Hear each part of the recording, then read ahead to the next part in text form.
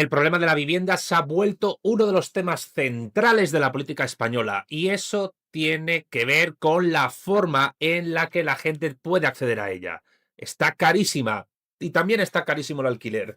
Y muchos, retrotrayéndose al pasado, buscan en el franquismo una política de vivienda, en España estoy diciendo, sensata, que les permita a la gente vivir y poder desarrollar sus vidas solos o en familia en viviendas, en casas, en pisos asequibles. Y sobre ello vamos a hablar en este vídeo de hoy, de cómo era la política de vivienda en la época del dictador Francisco Franco. Y para ello vamos a partir de un libro polémico pero sensacional, Franco Socialista, de Francisco Torres, autor y libro que tratamos en el canal en un directo que te dejo abajo en la descripción y en la pestañita. Así fue la verdad sobre la vivienda en el franquismo. Vamos allá.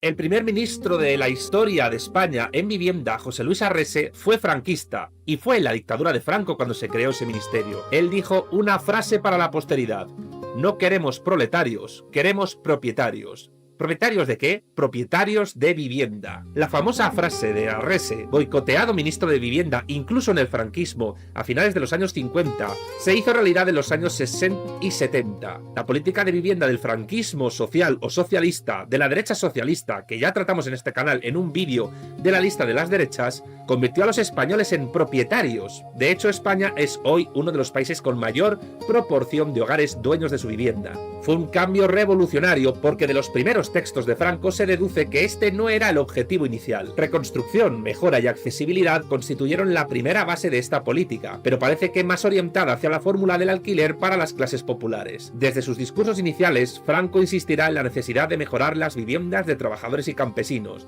El Foro del Trabajo hablará de perfeccionar la vivienda campesina, mejorando las condiciones higiénicas de los pueblos y caseríos, algo lógico cuando la mayor parte de la población vivía en núcleos rurales. Sin embargo, tanto el Foro del Trabajo primero como el Foro de los Españoles después abrieron la puerta a una política orientada hacia la propiedad en concordancia con las tesis falangistas. El Foro del Trabajo constitucionalizaba el derecho al hogar familiar y competía al Estado hacerlo posible. El artículo 31 del Foro de los Españoles, que también tuvo la inspiración de Arrese, establecía claramente la intención de hacer a los españoles propietarios al constitucionalizar como derecho la propiedad de la vivienda familiar. Decía textualmente: el Estado facilitará a todos los españoles el acceso a las formas de propiedad más íntimamente ligadas a la persona humana: hogar familiar, heredad, útiles de trabajo y bienes de uso cotidiano. Indirectamente, en el franquismo se impulsó el cambio hacia la propiedad mediante las leyes de congelación de arrendamientos urbanos de 1946,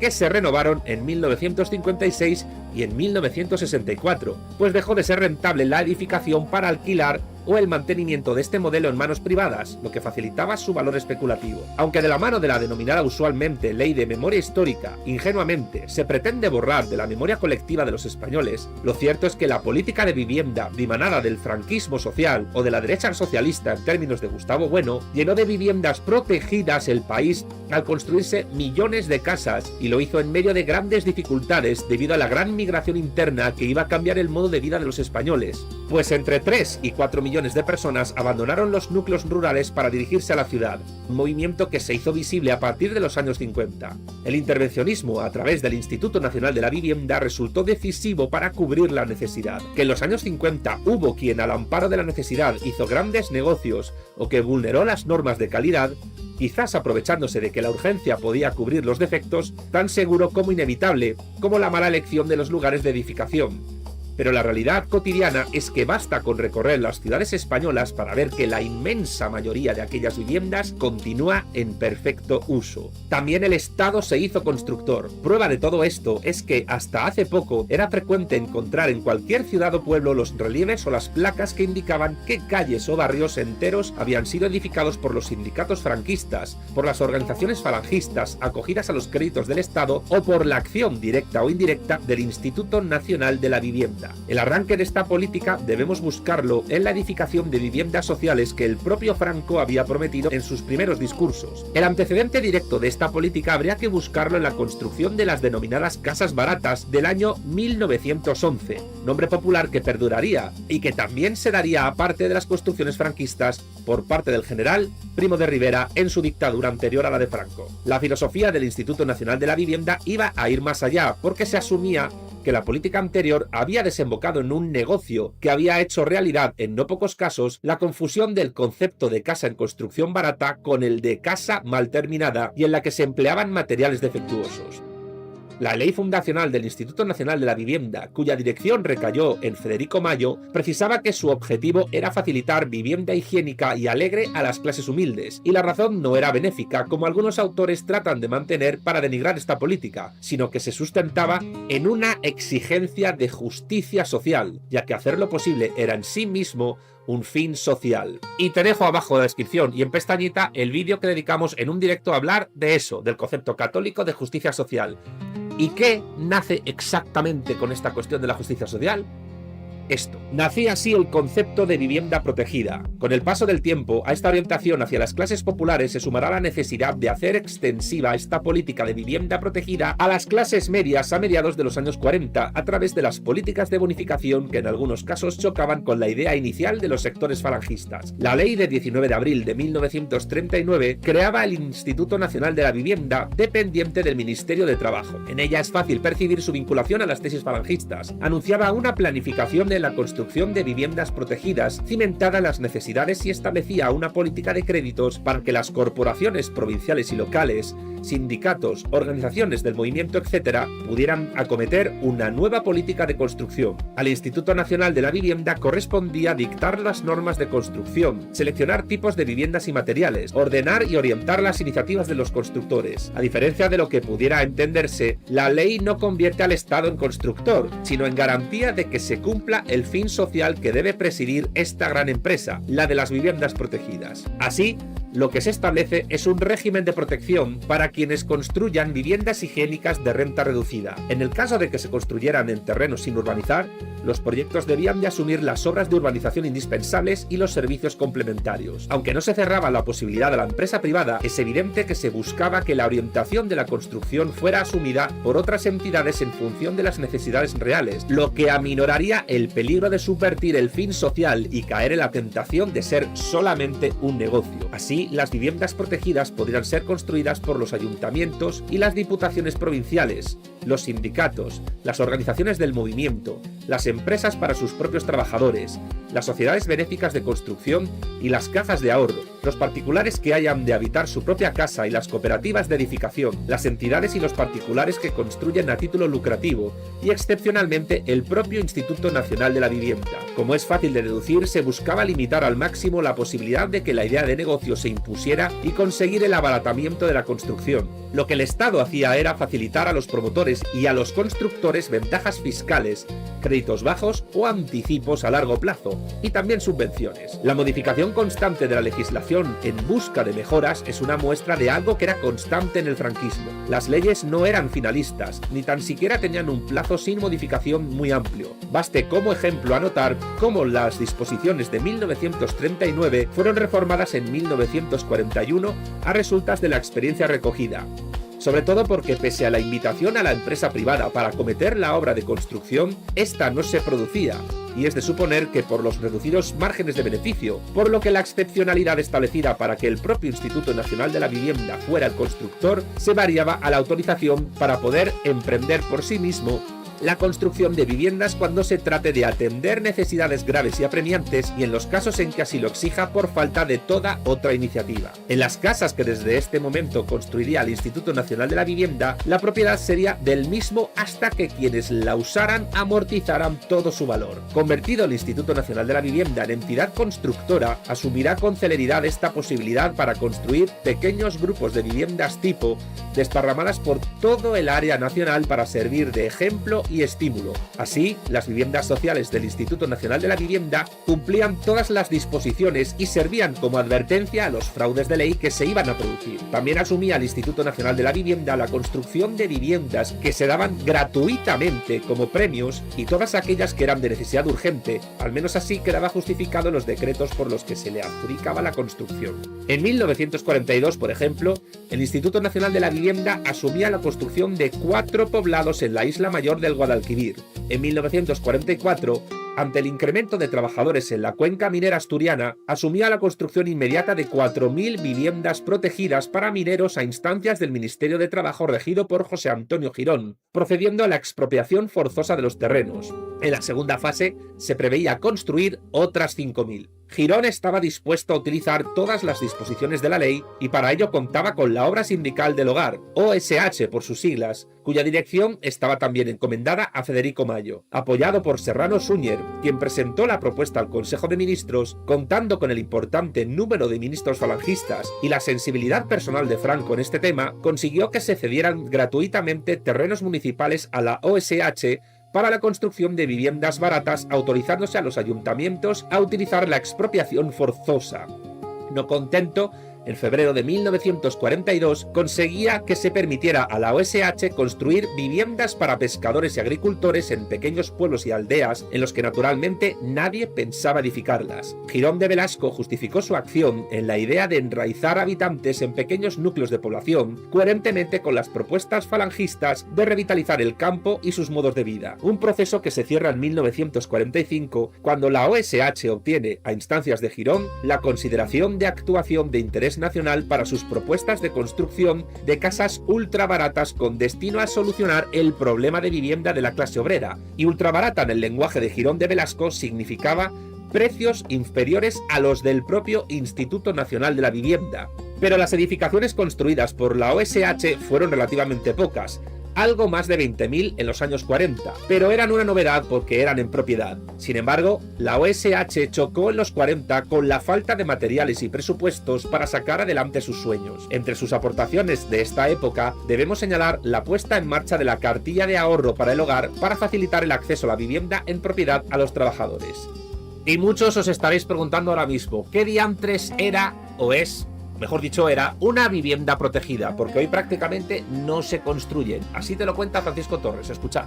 Son fundamentales 2 elementos para definir qué era una vivienda protegida en el franquismo: el precio y sus condiciones de habitabilidad. El decreto de 8 de septiembre de 1939 precisa algunos de los artículos que aparecían en la ley fundacional del Instituto Nacional de la Vivienda. El artículo 3 indica que tendrá la condición aquella que suponga un alquiler mensual no superior al importe de 6 días de jornal o la quinta parte del sueldo mensual del usuario. El taxativo artículo 6 nos precisa algo más importante: no se aceptará ninguna vivienda que no sea susceptible de albergar una familia con hijos, por lo cual se exigirá que cuando menos cada vivienda tenga 3 dormitorios de 2 camas. La ley busca impulsar desde el principio la consecución de la propiedad, ya que establece que será preferido el sistema que permita a los usuarios el acceso a la propiedad de sus viviendas mediante el pago de cuotas de amortización. ¿Quiénes tenían acceso? A mediados de los años 40 se podía acceder a ellas en función de la renta. Inicialmente se fijó en un máximo de 500 pesetas mensuales para las viviendas de 110 a 150 metros cuadrados y 200 pesetas para las de unos 60 metros cuadrados.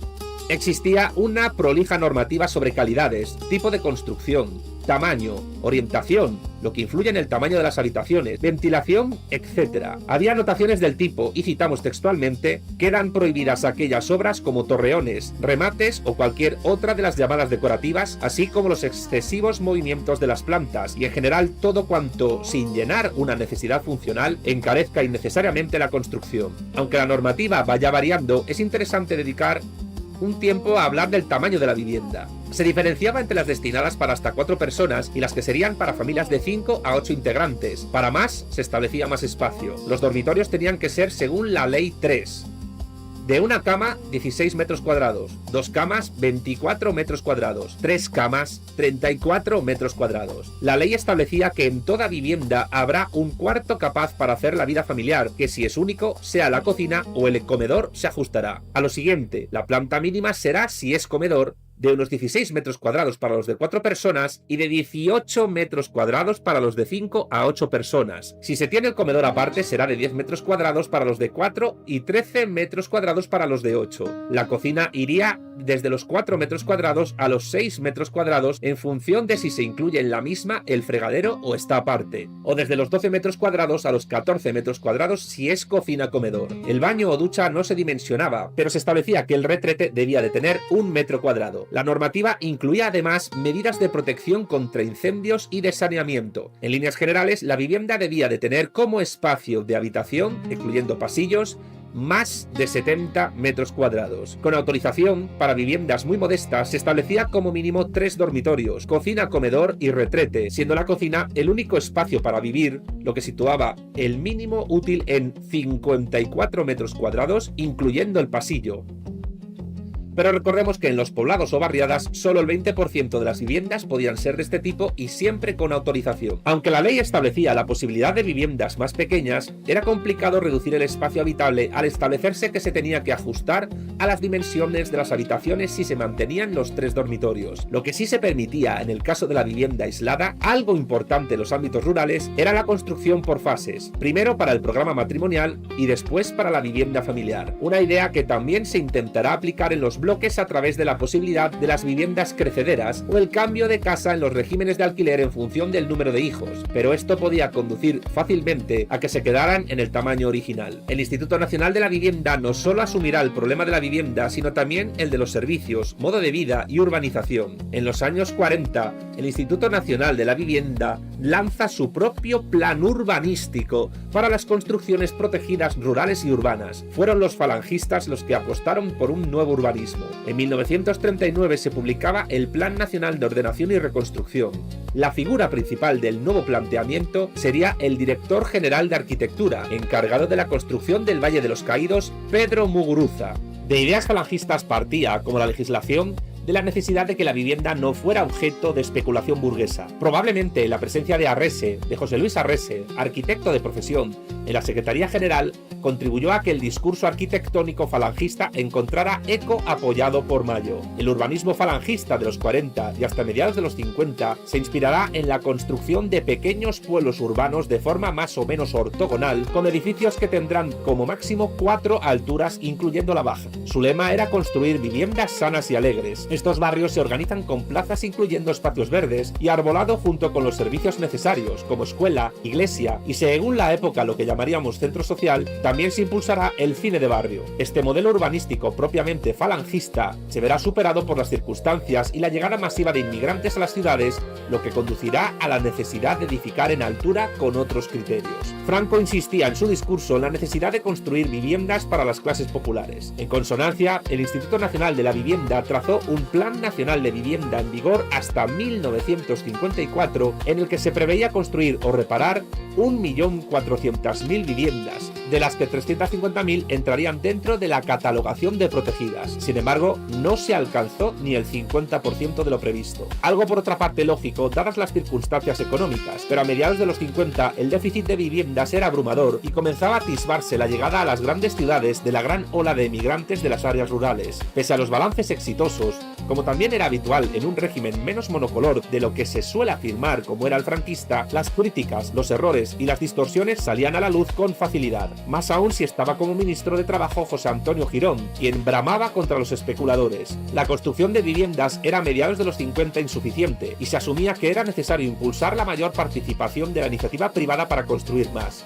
Desde 1939 se habían construido unas 400.000 viviendas, gran parte protegidas en diverso grado, pero la falta de viviendas reducía los beneficios sociales, ya que no era extraña la vulneración de los precios de alquiler o que el acceso diferido a la propiedad presentara dificultades. Franco, evidentemente preocupado por la falta de resultados, encarga en 1950 a una comisión interministerial presidida por el ministro de la Gobernación, el también falangista Blas Pérez, la elaboración de un informe sobre el problema de la vivienda.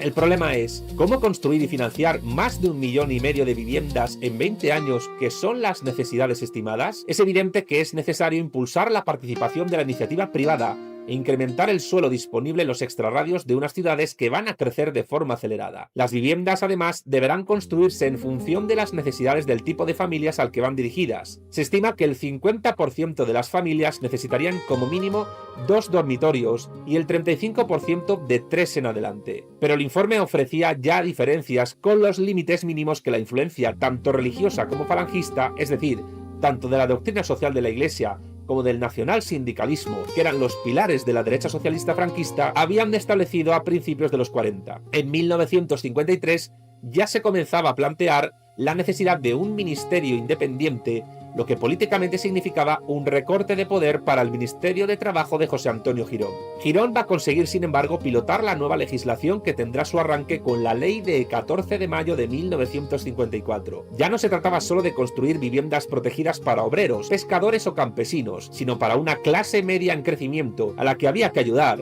a la franja de obreros que iban a integrarse en la clase media, por lo que se iba a implementar una nueva categoría de protección, las viviendas de renta mínima y reducida, por Real Decreto Ley de 29 del 5 de 1954 y del 10 del 8 de 1955, y las de renta limitada por Ley 15 del 7 de 1954. Los falangistas tienen que ceder en su discurso arquitectónico debido a la necesidad de construir ante un nuevo tipo de vivienda social con un coste de 25.000 pesetas fijada por la ley de mayo del 54. Se mantenía, eso sí, el mínimo anterior: 3 dormitorios, cocina-comedor y retrete independiente, pero se eleva hasta un máximo del 40% las posibilidades de que se contemplara su construcción dentro de un programa más reducido, previa justificación y siempre que se trate de grupos, poblados o barrios de importancia, que, por conservar la propiedad de la entidad constructora, sea posible el traslado de inquilinos de una a otra vivienda para mantener de acuerdo la capacidad de las mismas con las necesidades familiares. Pero si son para acceso a la futura propiedad, el porcentaje volvía al máximo del 20%. Era un reaseguro incluido en la ley. Las dimensiones también se reducen con respecto a la legislación anterior para esta vivienda social al situarse en los 42 metros cuadrados, con mínimos útiles por persona que van de los 7,5 metros cuadrados a los 8 metros cuadrados. Se especifica el modelo de viviendas crecedoras, que en el programa matrimonial serán de una superficie mínima de 30 metros cuadrados, que tendrían un solo dormitorio, pero en el que deberían entrar una cama de matrimonio y una cuna. Las nuevas ordenanzas también reducen los mínimos en el tamaño de las habitaciones. Para los dormitorios solo se especifica un mínimo genérico de 6 metros cuadrados. Los aseos deberán tener 1 metro cuadrado para retrete y el espacio que demanden las demás piezas. La cocina, comedor, estancia para la vida familiar se establece para 4 personas con 16 metros cuadrados como mínimo. Una vez construidas, la titularidad era del Instituto Nacional de la Vivienda. De todos modos, al final, el desarrollo quedaba en manos del Ministerio de Trabajo. Según la ley, muchas de estas viviendas se pensaron para solucionar de forma rápida catástrofes como inundaciones o incendios. ¿Os acordáis de la Dana, de la gota fría en Valencia? Seguro que después de escuchar esto, sí.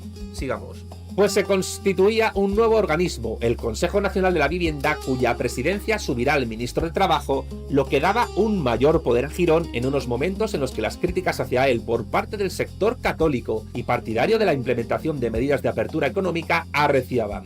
Todo el sector de viviendas de renta limitada quedaba bajo su influencia. Corresponde al Instituto Nacional de la Vivienda, tras la muerte de Mayo, dirigido por el también falangista Luis Valero Bermejo, orientar socialmente la construcción de viviendas en beneficio de las familias económicamente más débiles. Lo fundamental es, sin embargo, atraer y fomentar la iniciativa privada. Las viviendas de renta mínima y reducida ampliaban los presupuestos de la protección y las ayudas, ya que se establecían varias categorías con coste diferenciado, entre las 74.000 y las 100.000 pesetas, que podrían llegar hasta los 100 metros cuadrados.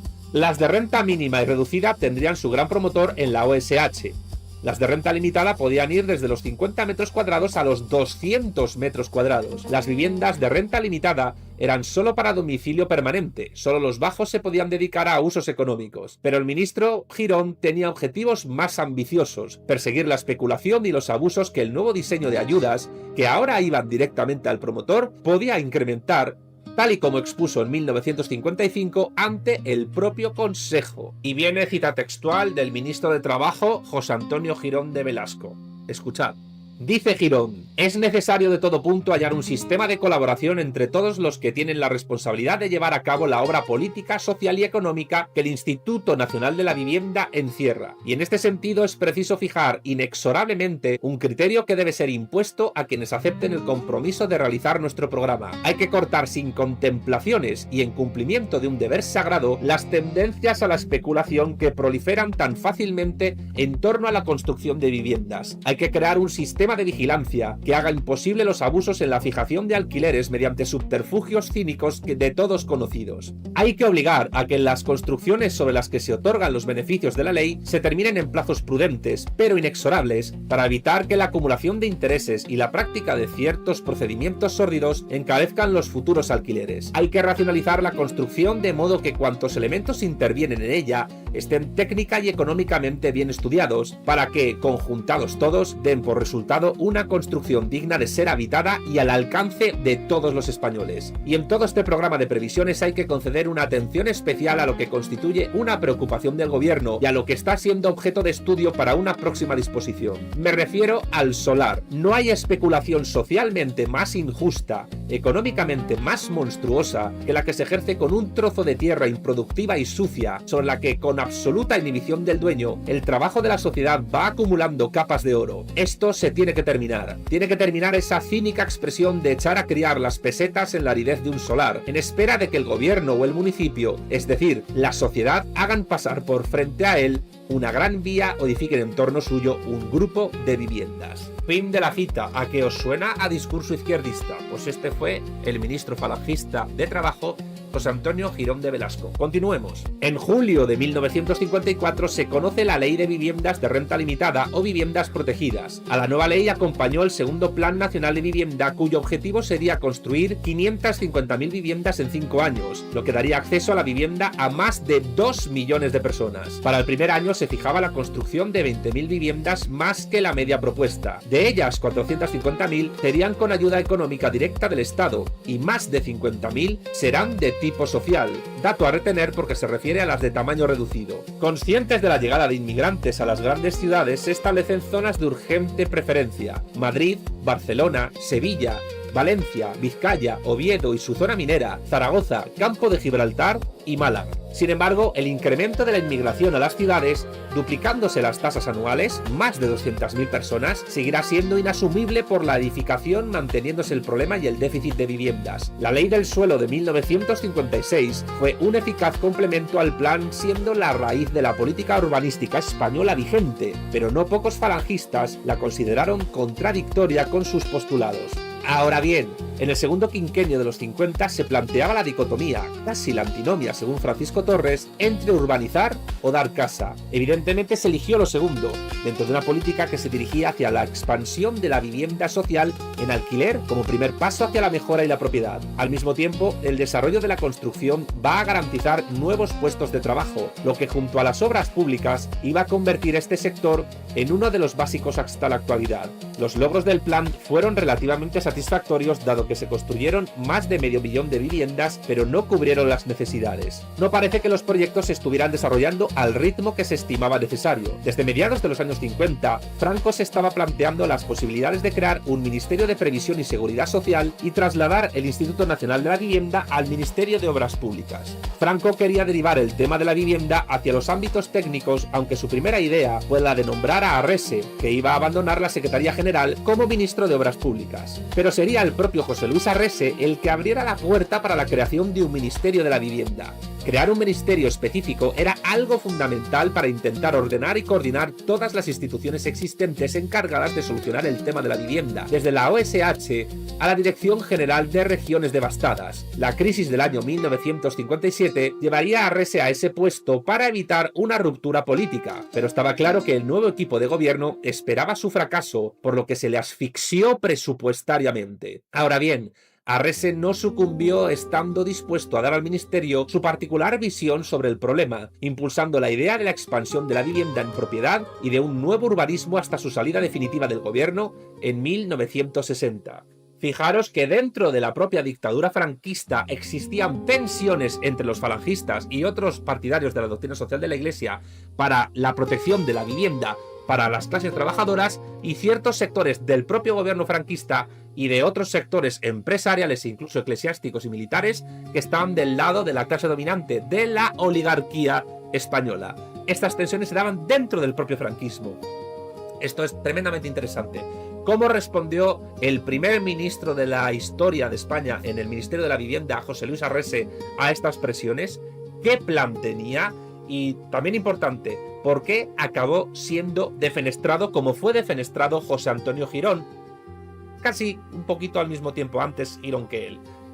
Esto decía José Luis Arrese textualmente. Le escuchamos.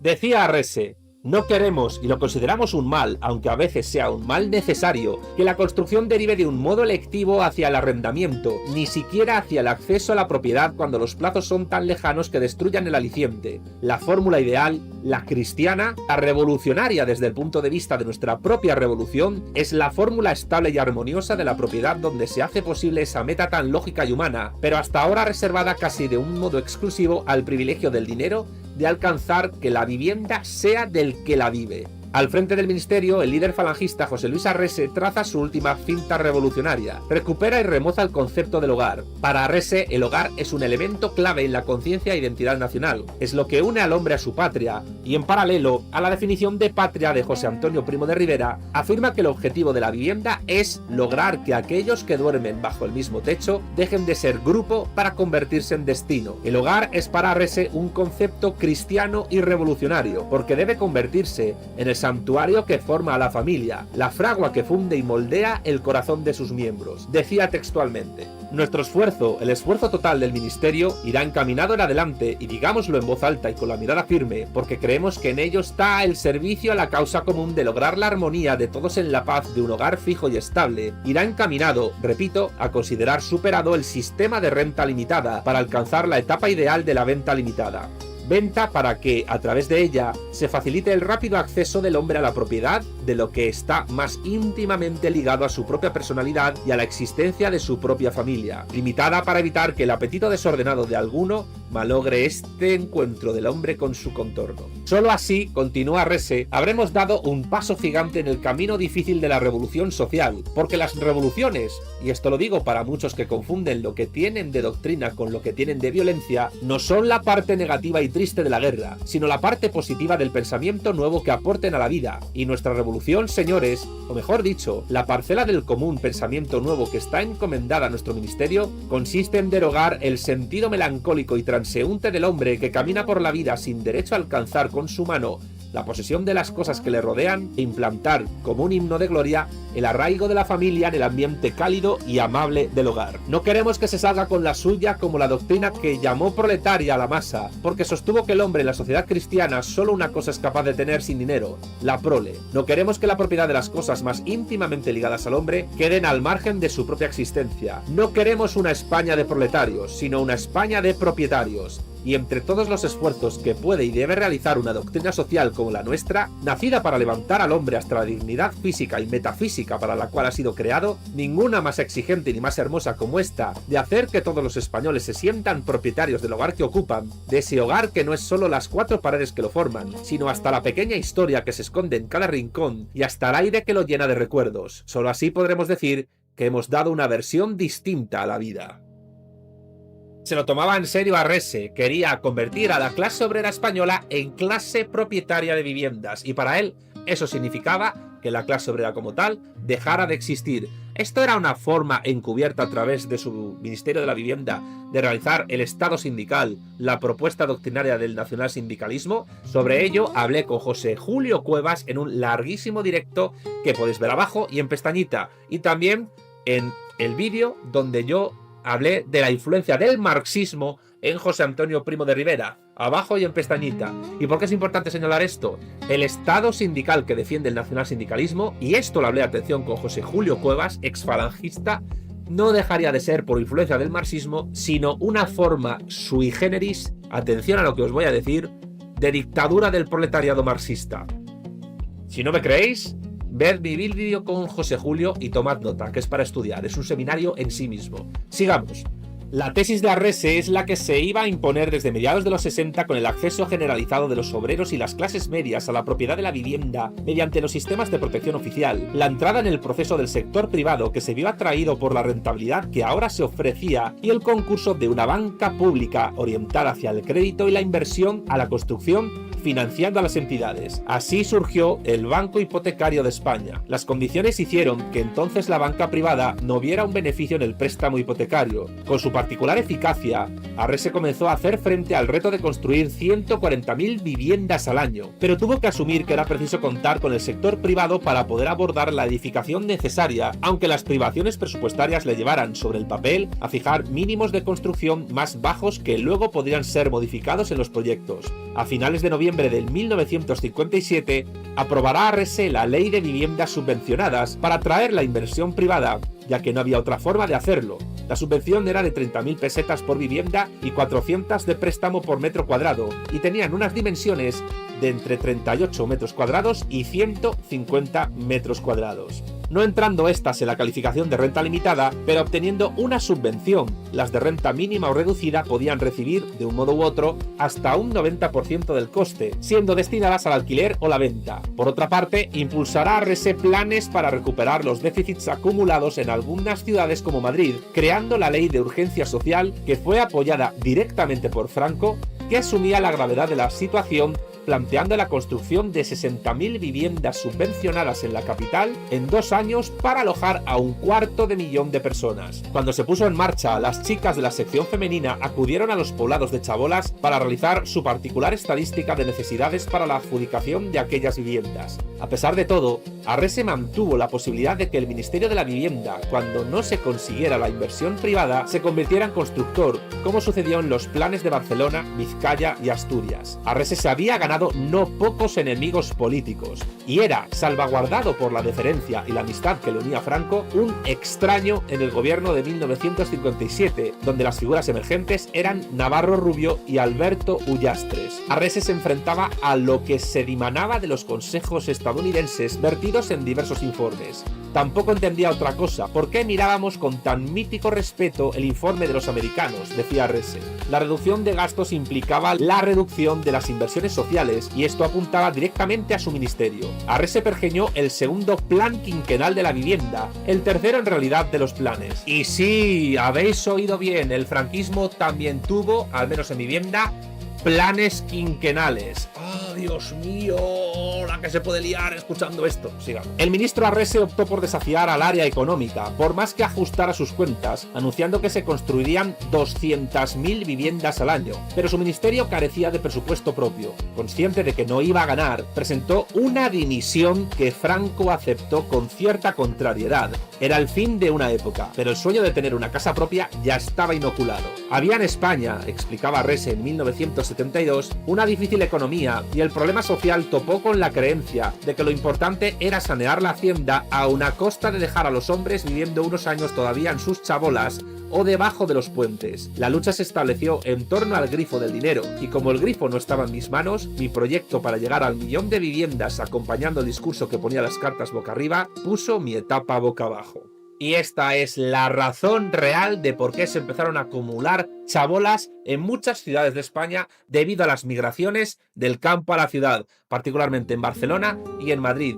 Y evidentemente esas chabolas terminaron, pero no sin iniciativa popular a través de asociaciones civiles, algunas antifranquistas y otras derivadas del nacionalsindicalismo y de la Iglesia Católica. Pero aquí está la razón real de por qué ocurrió ese chabolismo en las últimas décadas del franquismo y las primeras del régimen del 78.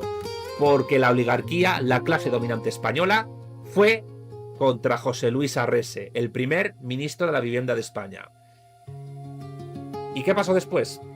El legado de Arrese será precisamente la conversión de los españoles en propietarios de su hogar, haciendo realidad la propuesta falangista. Tuvo que luchar, además de con los miembros de aquel gobierno, con los propios arquitectos y ceder ante las circunstancias, pero espera imponer su visión urbanística para el crecimiento. Los barrios humanos, alegres, de los proyectos falangistas dejaron paso a los edificios de 13 plantas como máximo, pero hay que albergar de forma rápida a los españoles del éxodo rural y acabar rápidamente con el chabolismo. Los proyectos de edificación fueron muy variados, como puede apreciar cualquiera que recorra las calles de España. Arrese quería impulsar la llegada de nuevos arquitectos, el déficit era notable y tenían que compartir su visión. Edificios pero con nueva distribución en el espacio, casas abiertas al exterior que deben hacer posible su concepción cristiana, que deben huir de la masa y del número. Los arquitectos deben ser artistas sociológicos, en expresión del propio Arrese. Él pide que en el nuevo modelo colaboren sociólogos, expertos en estadística, responsables de higiene. Las casas tienen que abrirse ahora al barrio, a la barriada, creando organismos enteros. Como artista sociológico, define los espacios, explica que será necesario contar con un mobiliario adaptado a las medidas y necesidades de las habitaciones. En los barrios que huirán de las grandes avenidas, en los organismos enteros, se tendrán que incluir las zonas comerciales, los espacios de reunión, conseguir que lo verde se imponga al asfalto. Así, en su propuesta, Arrese plantea la necesidad de que los edificios y viviendas que conforman el barrio hagan posible la vida. Hay que decir además que las ideas urbanísticas de Arrese no se quedan en España. El ministro intervendrá en diversos foros europeos exponiendo sus ideas. En 1959 escribe un texto tan interesante como fundamental, titulado Proyecto de bases para crear una comunidad internacional de la vivienda. Llegó a hablar en el Senado de la República Federal de Alemania y en París, Francia, donde es condecorado con la Legión de Honor. Y sí, Arrese se tomó muy en serio generar una comunidad universal de la vivienda. Esto es un universalismo claramente, bueno, ya lo sabéis, socialista. El vídeo está terminando, vamos a acabar. El desarrollo económico, la elevación de los salarios iban a permitir que los españoles se convirtieran en propietarios merced a la política de los sucesivos gobiernos. Por otra parte, se convirtió en un sector propicio para la inversión nacional y extranjera una vez que se completara la liberalización económica. En los 60 aparecería una nueva modalidad, la vivienda de protección oficial, o VPO. El 24 de julio de 1963 se abría con la firma de la ley un nuevo periodo. A partir de aquí, el problema se trasladaría al enfrentamiento entre las normativas y los constructores que pugnaban por reducir al máximo las condiciones para incrementar los beneficios. El Estado, por su parte, consiguió mantener los precios a través del suelo. Este no podía suponer más del 15% del precio de la vivienda protegida, realizando una política de expropiaciones para dar a las constructoras suelo barato. A las constructoras les salió la competencia de las cooperativas de viviendas. Independientemente de los negocios que se hicieron, el hecho es que los españoles podían acceder a la vivienda en propiedad de forma masiva. En 1961, el Plan Nacional de Viviendas se comprometía a construir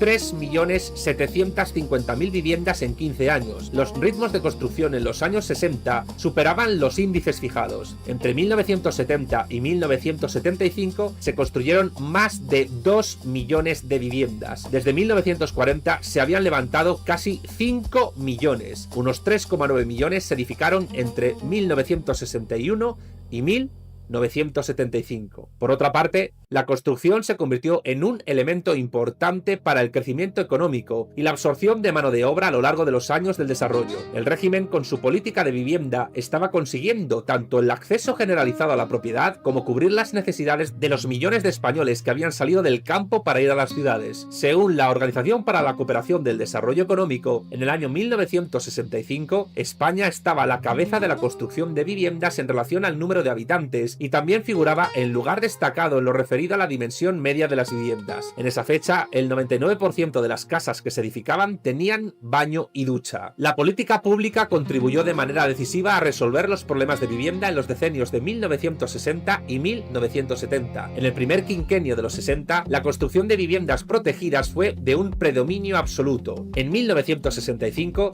las viviendas libres edificadas no superaban las 50.000, mientras que las protegidas se aproximaban a las 250.000. A la muerte de Franco, la construcción de viviendas libres y protegidas se mantenían al 50%. A finales de los 80 se produjo la inversión definitiva, quedando las viviendas protegidas solo para rentas pequeñas, ya gobernando el PSOE de Felipe González. Hoy, prácticamente, no se construye vivienda protegida. Y esta es la verdad sobre la vivienda en el franquismo.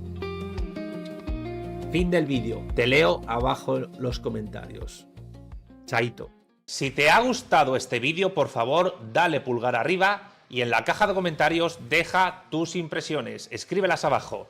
Si te gusta mi contenido audiovisual, por favor suscríbete a mi canal y activa la campanita para que te lleguen más novedades. Si quieres conocer otras redes sociales donde estoy promocionando mi trabajo en YouTube y también otras tareas que hago, mis libros, mis artículos, ponencias, charlas, congresos, apariciones en televisión y radio, mi trabajo en el Instituto Beatriz Galindo La Latina o mi trabajo con las vanguardias socialistas iberófonas y en concreto con Vanguardia Española, puedes encontrarme en TikTok, en X, en Facebook, en Instagram y en Telegram. Y si queréis conocer el trabajo de toda mi vida, no tenéis más que visitar mi página web oficial www.armesilla.org. Sin más, me despido, un saludo a todos y hasta la próxima.